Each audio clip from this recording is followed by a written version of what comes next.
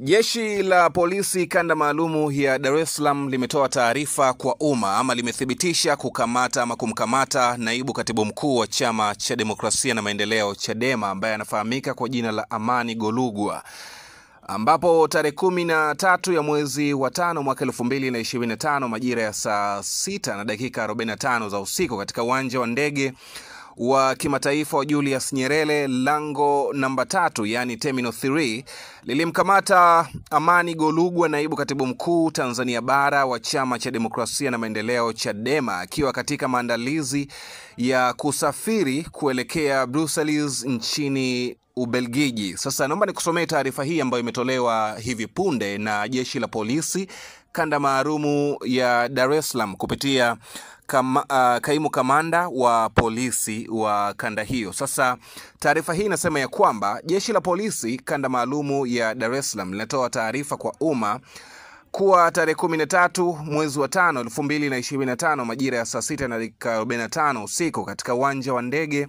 wa kimataifa wa Julius Nyerere lango namba 3 yani Terminal 3 lilimkamata Amani Golugwa, naibu katibu mkuu Tanzania bara wa Chama cha Demokrasia na Maendeleo Chadema, akiwa katika maandalizi ya kusafiri kwa ajili ya kuweza kuelekea Brussels nchini Ubelgiji. Jeshi la polisi lilimkamata naibu katibu mkuu huyo kufuatia taarifa za siri kuwa amekuwa na mienendo ya kuondoka na kurudi nchini bila kufuata taratibu za kisheria hapa nchini. Jeshi la polisi kanda maalumu ya Dar es Salaam linaendelea na uchunguzi wa kina wa taarifa hizi kwa kushirikiana na vyombo vingine vya usalama kuhusu swala hilo. Jeshi la polisi linatoa wito kwa wananchi kuendelea kuwa watulivu wakati wa uchunguzi ukiendelea na kupuuza taarifa za upotoshaji kuhusu hatua hizi za kisheria zinazomhusu mtajwa. Taarifa hii imetolewa na kaimu kamanda wa polisi kanda maalumu ya Dar es Salaam. Hii ni taarifa ambayo imetolewa muda mfupi kufuatia taarifa ambazo zimeenezwa kwenye kurasa mbalimbali za mitandao ya kijamii rasmi za Chama cha Demokrasia na Maendeleo Chadema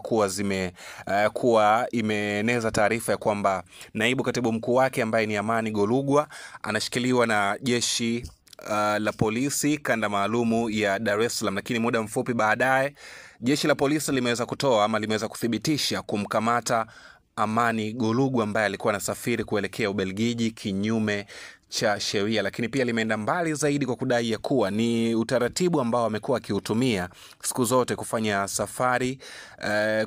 zake bila kufuata taratibu za kisheria. Hii ni Habari Digital, mimi naitwa Manoni. Asante kwa kuendelea kutufuatilia, lakini kwa habari zaidi usisahau kusubscribe, kulike, kucomment taarifa zetu kadha wa kadha ambazo tunaendelea kukuwekea hapa Habari Digital. Hadi wasaa mwingine, naendelea kutufuatilia kupitia mitandao yetu ya kijamii Instagram, Facebook, bila kusahau kwenye kurasa zetu za X na kwingineko. Hadi wasaa mwingine, naendelea kutufuatilia kupitia Habari Digital.